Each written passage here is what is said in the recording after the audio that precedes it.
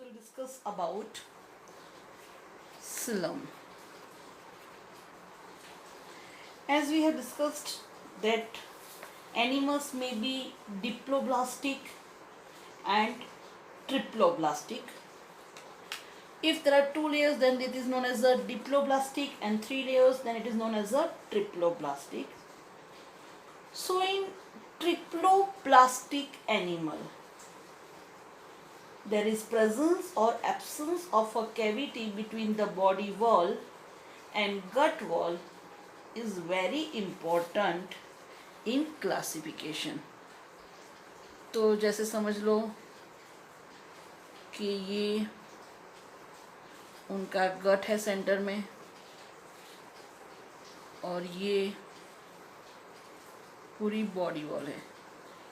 तो गट और body wall उसके बीच में ये जो कैविटी है वो प्रेजेंस है कि नहीं, वो इम्पोर्टेंट है. Because based on that presence of that cavity, that organisms are of three types, sorry. First is coelomate, second that is pseudo coelomate, and the third one is a coelomate.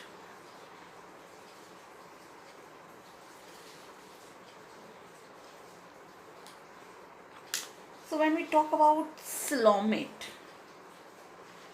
here the body cavity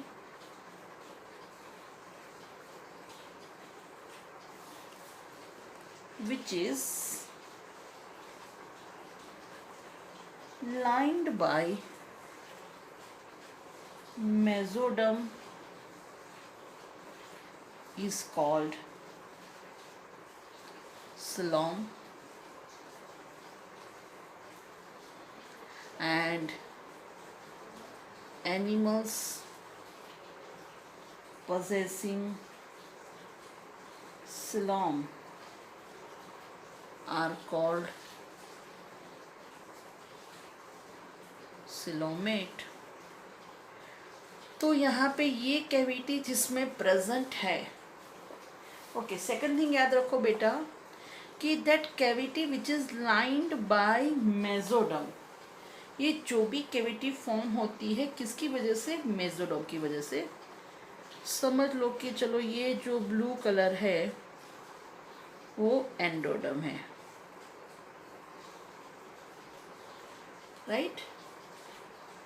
actually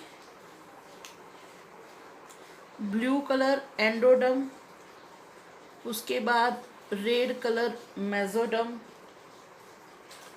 और समझ लो कि ये है एक्सोडर्म.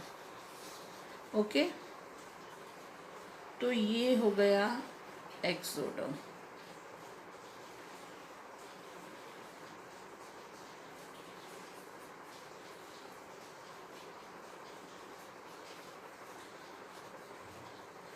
सो mesoderm जो है red colour का, when the mesoderm is divided into two sub part, actually पूरा mesoderm था, but here that mesoderm is divided into two sub part. तो आप देख सकते हो कि एक्चुअली पूरा ऐसा मेसोडर्म था.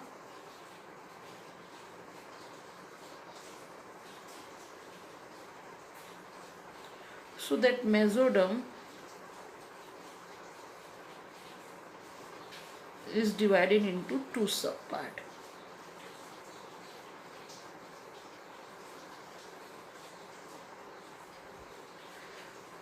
So उसकी वजह से ये जो कैविटी होती है बीच में, this is known as a coelom. So when mesoderm is divided into two subparts, whatever the cavity is formed, this is known as a coelom. Okay. So animals which possess coelom are known as a coelomate, right? And example are annelids, then molluscas, then arthropods, then echinoderm, hemichordata, and chordates. So all are example of coelomate. Okay, समझ में आया आपको? फिर से एक example देखती हूँ. Just समझ लो कि ये पूरा मेजोडम है. तो यही मेजोडम जब डिवाइड होता है, चलो मैं रेड कलर यूज़ करती हूँ. तो समझ लो कि ये मेजोडम है, और ये मेजोडम जब डिवाइड होता है, नॉर्मली पूरा मेजोडम ऐसा है, ठीक है, पूरा मेजोडम है. बट जब मेजोडम डिवाइड होता है टू सब पार्ट में, और बीच में ये जो कैविटी है जिसको बोलते हैं सिलोम. ओके, दूसरा कलर से दिखाती हूँ. जैसे ये पूरा क्या है, मेजोडम, बट वो टू सब पार्ट में डिवाइड हो जाए, और आप देख सकते हो कि यहाँ पे जो कैविटी फॉर्म होती है, ये जो कैविटी है उसको बोलते हैं सिलोम. ओके, चलो, तो ये हो गई बात सिलोमेट्स की. Now let's discuss about pseudo coelomate. Pseudo coelomate in some animals, in some animals that body cavity is not lined by mesoderm, instead the mesoderm is present as scattered pouches in between ectoderm and endoderm. Such cavity is known as a pseudocoelom, and animals are known as a pseudocoelomate. Such cavity is called pseudocoelom, and animals are known as a pseudocoelomate. Example में बोलूँ तो एस्केलमिन. तो यहाँ पे क्या होता है कि मेजोडम नहीं है, समझ लो ये एंडो है, देन ये exo, but mesoderm it is present as a scattered pouches. जैसे अलग अलग सेल के पाउच ना हो, ऐसा दिखता है. तो एक्चुअली सिलोम नहीं है, but it looks like coelom. That is known as a pseudocoelomate. Exactly, it is not coelom, but looks like false coelom जिसको बोलते हैं, right? उसको क्या बोल सकते हैं हम? False coelom. That is pseudocoelom. It is not true coelom. Okay, and next, acoelomate. The animals in which the body cavity is absent are called acoelomate. Example, Platyhelminthes. सो जिसमें सिलोम ही नहीं है तो उसको बोलते हैं एसिलोमेट, मतलब कि सिंपली वहाँ पे 3 लेयर है, endoderm, then mesoderm and ectoderm. ऐसे 3 कंटिन्यूस लेयर है तो उसको बोलते हैं एसिलोम, बिकॉज यहाँ पे सिलोम नहीं है। So remember whenever we talk about coelom that animal must be triploblastic. Triploblastic है, फिर उसके 3 ऑप्शन हो सकते हैं, that triploblastic, it may be triploblastic coelomate, or it may be triploblastic pseudocoelomate, or even it may be triploblastic acoelomate. Okay, so this is about coelom. Now question arise, what is the importance of that coelom? coelom का importance क्या है? सो चलो आपको मैं वो explain करती हूँ। So coelom have seen movement, then nutrition and protection, and also as a lubricant. So coelom के लिए बोल सकते हैं कि भाई ध्यान रखना, coelom forms tube within a tube, जैसे ये एक ट्यूब है और इसके अंदर ये दूसरी ट्यूब हो जाएगी। ओके, अच्छा चलो ये डायग्राम्स देख लेते हैं। So this is about coelomate. So this is ectoderm, this inner one is endoderm, and here you can see that mesoderm which is of red color, that mesoderm which is divided into 2 subparts, and the cavity is formed that is known as the coelomate. So for coelom to form, the animal must be triploblastic. So coelom is observed only in triploblastic, not in diploblastic. Coelom is formed due to that mesoderm. Okay, so this is outermost ectoderm, this innermost endoderm, and this is mesoderm. Okay, just I have discussed earlier, in some animals that mesoderm is not formed, but there are some scattered pouches are formed, so it looks like pseudocoelom. So this is known as a pseudocoelomate, and actually here not pseudo, मतलब कि coelom present नहीं है, but it looks like coelom, so that's why this is known as a pseudocoelom. So this is coelomate, this is pseudocoelomate.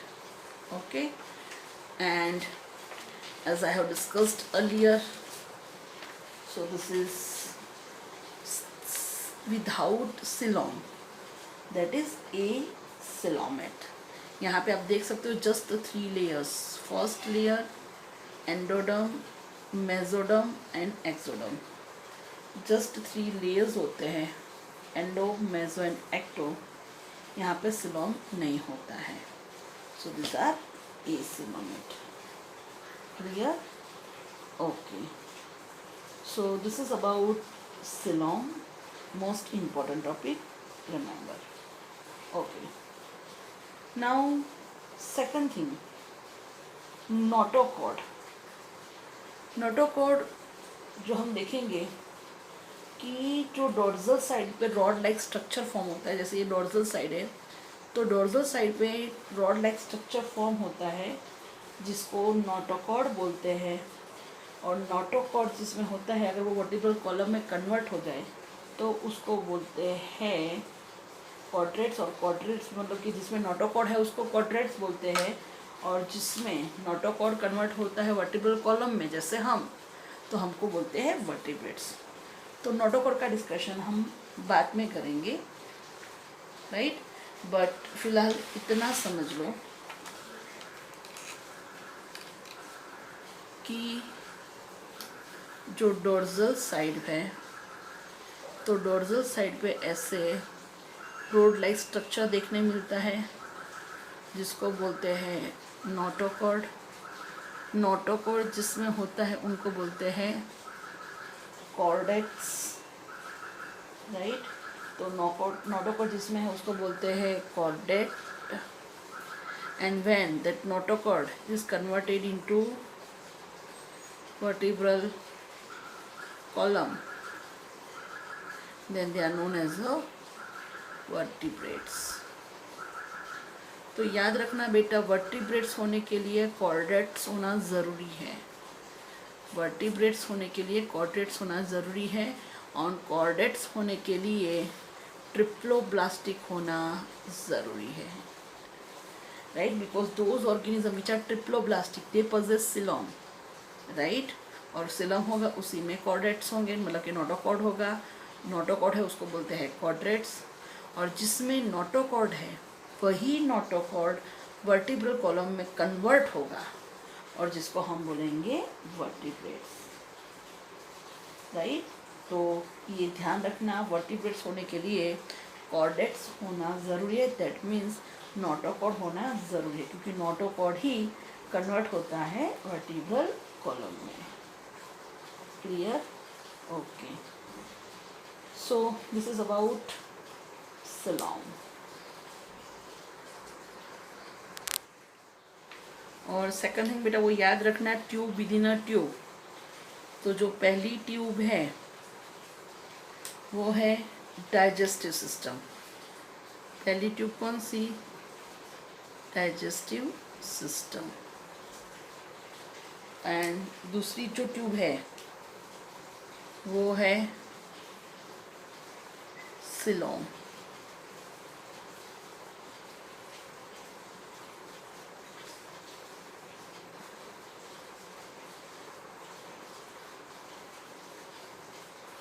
Okay, तो गलती से कुछ तो भी ध्यान रखना. Tube with in tube, that is digestive system within coelom. Okay.